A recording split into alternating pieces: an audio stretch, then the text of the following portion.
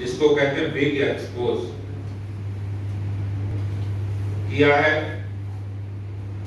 जो लोग स्टिंग करने पर राजनीति करते थे, जो स्टिंग मास्टर थे, उनका स्टिंग हो गया।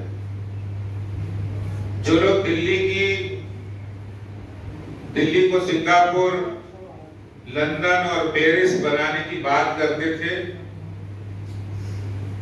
उनके बारे में सारी चीजें आज सामने आ चुकी है कि वो दिल्ली की जनता की बेहतरी के लिए चुने गए थे, लेकिन शराब के ठेकेदारों की बेहतरी के लिए, शराब के माफियाओं की बेहतरी के लिए वो काम कर रहे थे।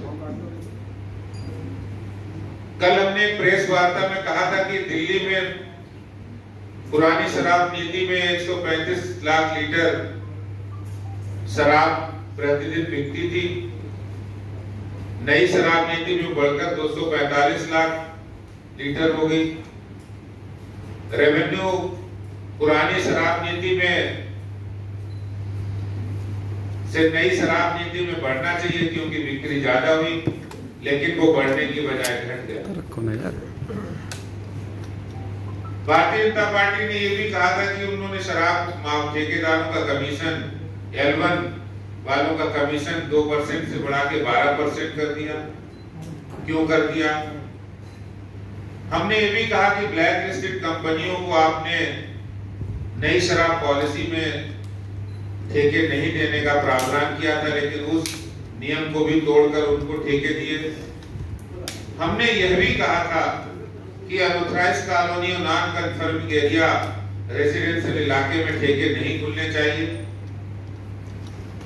कार्टेल हो, मैन्युफैक्चरर कंपनी हो, सभी बातों का भारतीय जनता पार्टी कह रही है, लेकिन अरविंद केजरीवाल और मनीष सिसोदिया की तरफ से अभी तक कोई प्रतिक्रिया नहीं है। और आज जब स्टिंग मास्टर उनका स्टिंग हो गया है,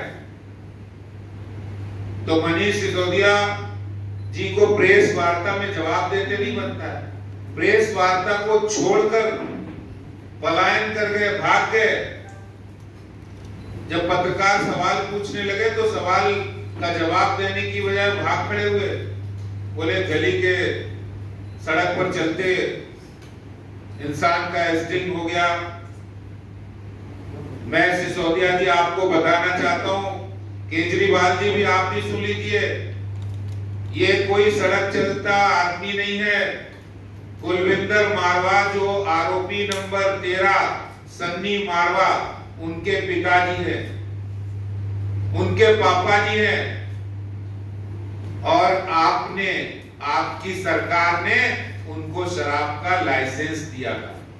नई शराब नीति में आपकी सरकार ने उनको लाइसेंस दिया। वो खुद भी कंपनी के डायरेक्टर हैं, शराब के बड़े मैन्युफैक्चरर हैं, बड़े ट्रेडर हैं। मामूली आदमी सड़क चलते नहीं है।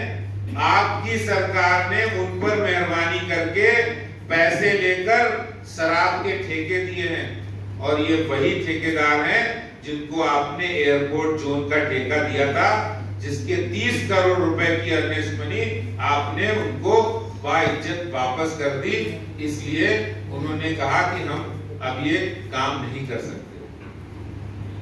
तो ये बात स्पष्ट है कि आपकी और मिलीभगत, शराब माफियाओं की मिलीभगत अब स्पष्ट हो गई है कि किस तरह से आपने दिल्ली को पीछे धकेलने का काम किया है, दिल्ली के युवाओं को नशे में झोंकने का काम किया है। और नशा हो, बेईमानी हो, लूट हो, इसका सबसे बड़ा अगर कोई उदाहरण पूरे देश में है तो दिल्ली में मिला है। आज गुरु दिवस है, आज शिक्षक दिवस है, आज इनके गुरु अन्ना हजारे भी रो रहे हैं, उनके भी मोटे मोटे आंसू निकल रहे हैं। अन्ना हजारे जी कह रहे हैं कि मेरा चेला जो यहाँ आकर कस्में खा रहा था कि शराब का नशा नहीं होना चाहिए, शराब की दुकानें नहीं खुलनी चाहिए, वो अन्ना हजारे भी इनको चिट्ठी लिखकर आज नसीहत दे रहे हैं। उन गुरु की बात को भी नहीं मानकर उनको भी ठेंगा दिखाने का काम अरविंद केजरीवाल कर रहे हैं।